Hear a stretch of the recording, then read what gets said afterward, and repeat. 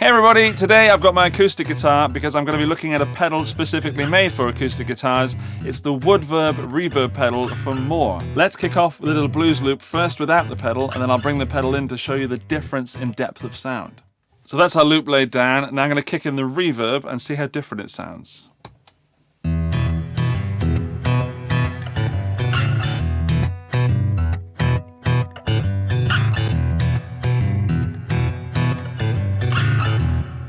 Let's fill that sound out with a little bit of percussive beat.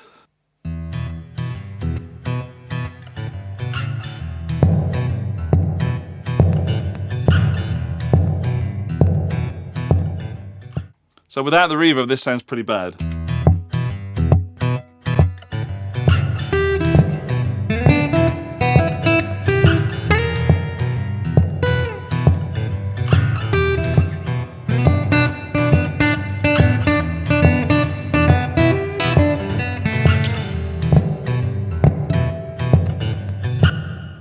Okay, so that really does, without the reverb, again, let's do the whole thing without the reverb.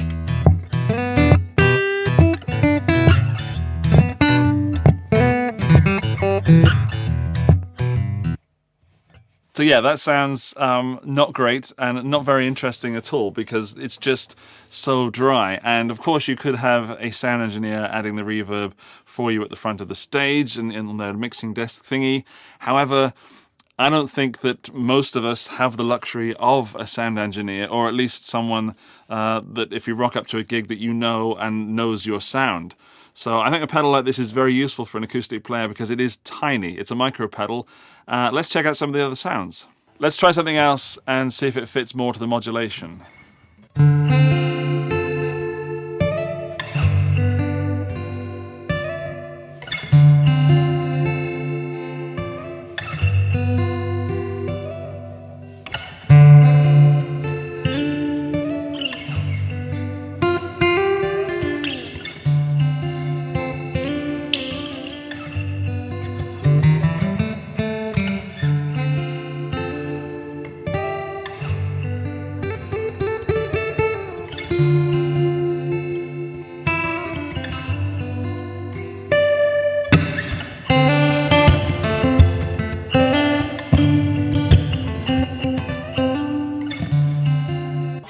Hours later.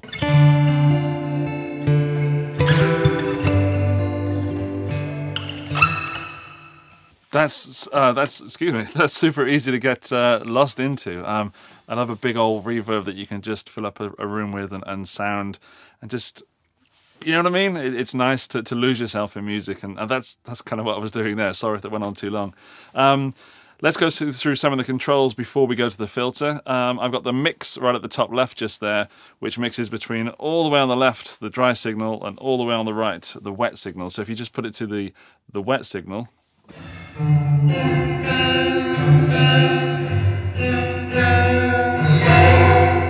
we put it all the way to the left, it's going to get drier, which is, you know, if you just want to get a little touch of that reverb in there.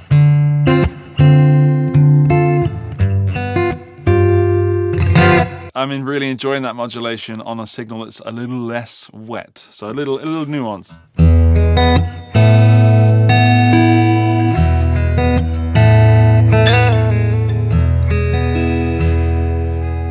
When I bring that mix up, it starts to sound a bit, to me, tacky.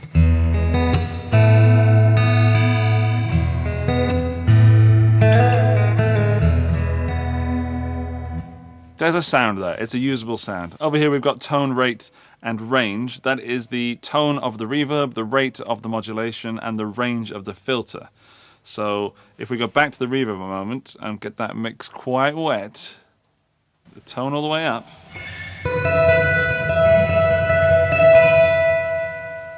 Bring it down and make it darker.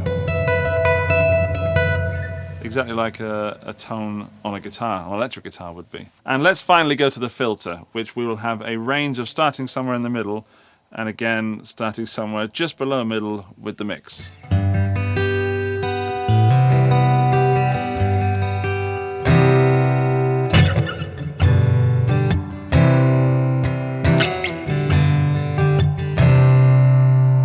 Not hearing much.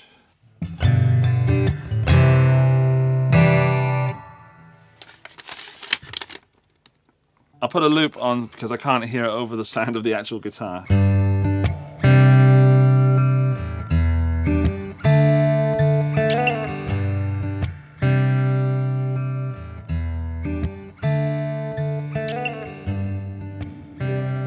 Ah.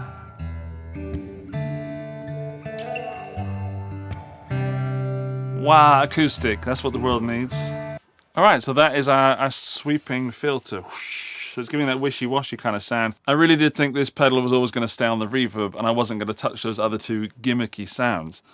But having explored them now in this video, I'm quite a fan. That's pretty cool. The pedal is very cheap. It's between, say, 50 and 70 bucks if you get a good deal somewhere, and that's whatever currency you're in. It's under 100. It's been out for quite some time, but it's still, I think, something small enough to be considered for a little rig that you could take with you. You could even stick it on top of your amp or somewhere near your PA desk and have it permanently on. If the reverb in the desk you're using is not great, of course, or if you don't have a reverb, or if you already used up all your reverbs on your vocals, I think that's a decent pedal. For the money that it is, I'm keeping that one. That one's staying in the family for when I do my lovely acoustic filtered jams. Thank you so much for watching. That's the WoodVerb for more. There is plenty more things to check out on my channel, so I'll see you in another video. You can also subscribe if you fancy it, and if you give me a thumbs up and recommend me to all your friends, family, and pets, that would be wonderful. I'll see you soon. Bye-bye.